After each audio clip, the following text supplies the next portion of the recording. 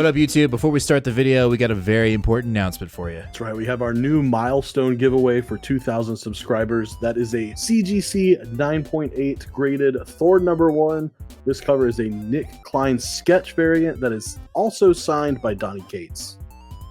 What? Are you crazy? Yes, we are. When we hit 2,000 subs, we're giving away this bad boy. So make sure to hit that subscribe button, ring that bell, and give us a like. It would be much appreciated because we want to give this away, but we only can do that when we hit 2,000 subs. Let's get to the video. What up, comic book fam? It's your boy Jim from Two Fat Guys Pull Us, and I've got a fresh, brand new, first of the year, the very first new comic book day for 2025. That's right. It is going to be awesome. I'm super excited for it. We got a little mix of everything here. Not too much of a massive pool. I'm sure there's a ton of books coming out today, but we're just, we're honing in on what we want to read and what we enjoy. So let's check it out. First up, we've got a new Boom #1, When I Lay My Vengeance Upon Thee, issue #1 from Gus Moreno.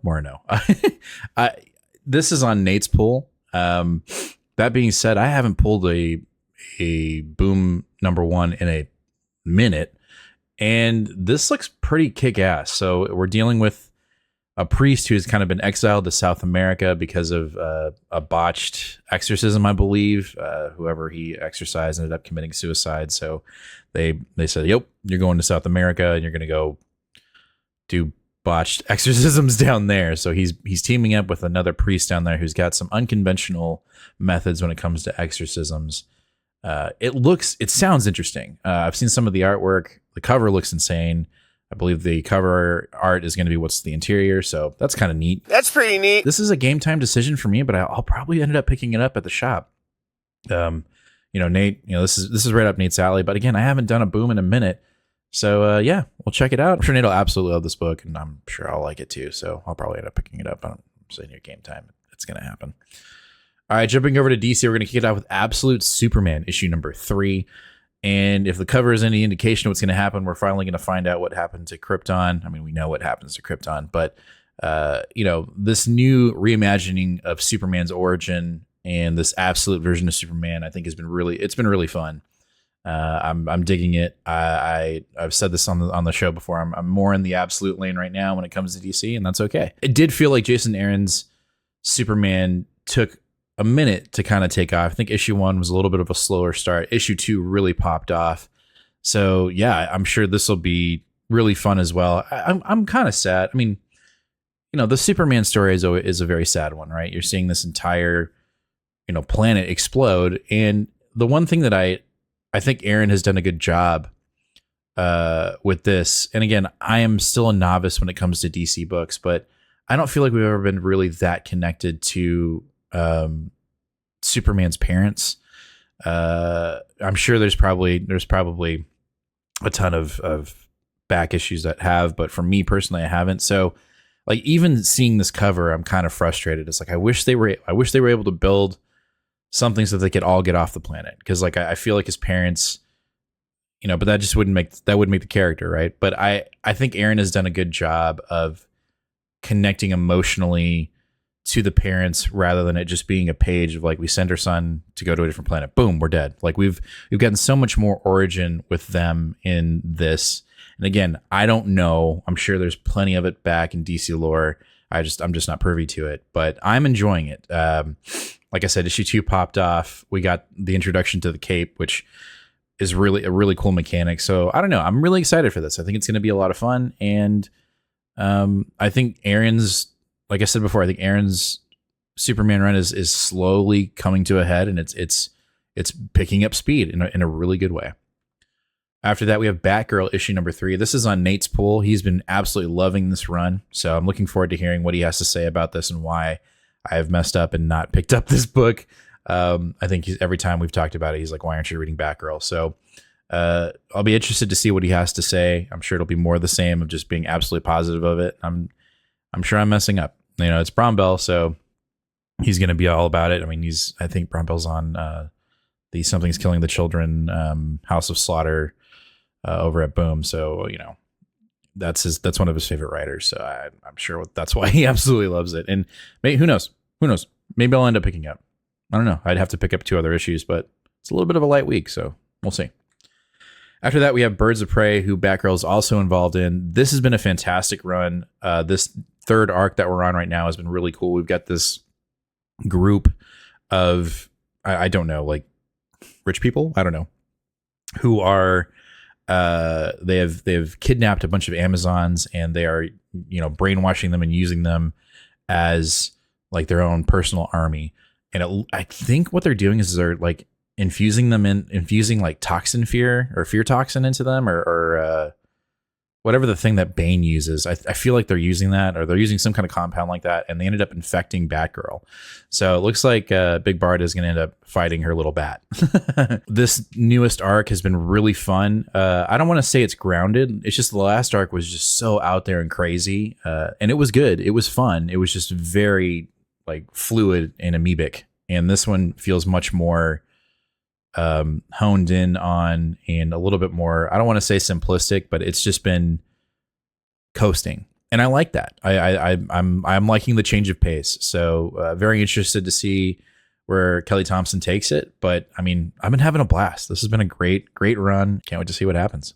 Hey, I'm interrupting the video. It's only because I've got something really important to tell you. I know you know what we're giving away when we hit 2,000 subscribers. I gotta let you know about what we're giving away when we hit 1,250 subscribers.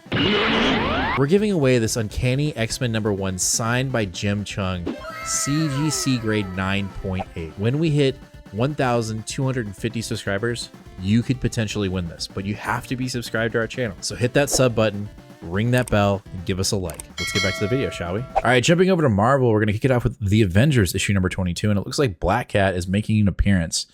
You know, we're kind of in this weird, again, I say it again, amoebic state of this floatingness of between Blood Hunt and coming up to the Doom event, the Doom Rules All, or whatever it is. And so we're just kind of floating in between arcs right now. But to see Black Cat make an appearance, I'm all for it. I love Black Cat. I love her showing up. Is she going to be the Joker in the sense of like kind of messing with them, or is she going to lead them into the right direction, or is she just there to do a job? Who knows? I will say I absolutely love this cover. This cover is freaking awesome. I you know, meet the newest member of the Avengers. So maybe Black Cat is showing up for a minute. Maybe she's taking over Storm's spot. I don't know. It's going to be fun. Either way, I think Avengers, I think Nate said it the other day, like it's crazy that we're already 22 issues and it doesn't feel like it. And you can either take that as a compliment or as a, like, what have we done? I take it more as a compliment because I've been enjoying the run so much. So yeah, it should be fun.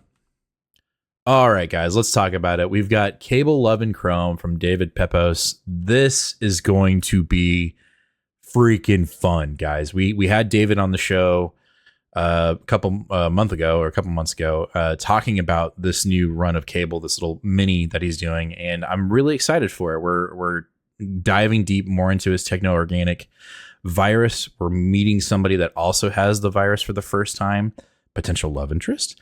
We got a little bit of a sneak peek of that character in Timeless last week. So yeah, I mean,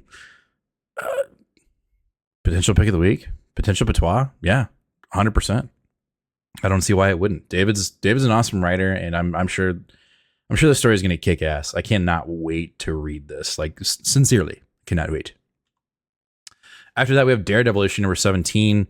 We got a lot going on in this book. We've got Foggy possessed by the devil, and he wants to fight Matt Murdock in the court rather than as Daredevil. So kind of saw that one coming.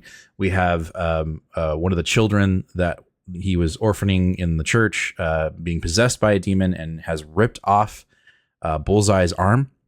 So we got to deal with that. A lot going on. We had a She-Hulk appearance last issue too, basically saying that he had to go fight Foggy in the court. A lot going on, and don't really know how. We'll have to see how we deal with all these story narratives in one issue, and if we do we only get one? Do we do both? Are we jumping back and forth? We'll have to read and find out. Next up, we have Spider-Gwen, the Ghost Spider, issue number 9. This has been a really fun run. Seeing Gwen in the 616, not knowing really where she belongs or if she even does. We do know that she is going, we've read Blair's TVA issue number 1, and she's over there now. So maybe she's jumping back and forth, but we've got the Black Tarantula. We got Gwen. you know, will they, won't they? It's been fun. This is a Silly Goose Time book for me. It's been a lot of fun. And, you know, I don't initially just jumped on it for whatever, but now it's like one of my mainstays in my pool. So seeing where Gwen connects within the 616 and where she belongs or doesn't belong has been really fun. All right, next up we have the Ultimates issue number 8 from Camp, and we finally get to see where the Guardians of the Galaxy belong within the Ultimates universe. They look a little bit different, a little similar. They're apparently, the solicitations, they're coming to seek out American Chavez. You know, is that a good thing? Is it a bad thing? I'm excited. We say it every time this book comes on. The Ultimates has been so fantastic. And when the inevitable happens and Hickman leaves, I think the Ultimate line, if it continues after he leaves, is in really good hands with Camp. He has been just firing on all cylinders and really creating something magical within the entirety of the Ultimate line. I could not have told you at the beginning of 2024, when all this was kind of accumulating, that the Ultimates was going to be one of my top tier books for 2024. So yeah, I cannot wait to see what these versions of the Guardians look like, what they do, what their personalities are like, and how they interact with the Ultimates. It's going to be fun. All right, that's going to do it for this week's New Comic Day video for the week of January 1st. That's right, the very first New Comic Day of 2025. Let us know down in the comments, what are you picking up today? What are you going to read first? And what's your potential pick of the week? Let us know. Make sure to hit that subscribe button, ring that bell, and give us a like. It'd be much appreciated, as we're on the road to 1,250 subscribers, but we can't do it without your support. So if you're not already subscribed, hit that sub button.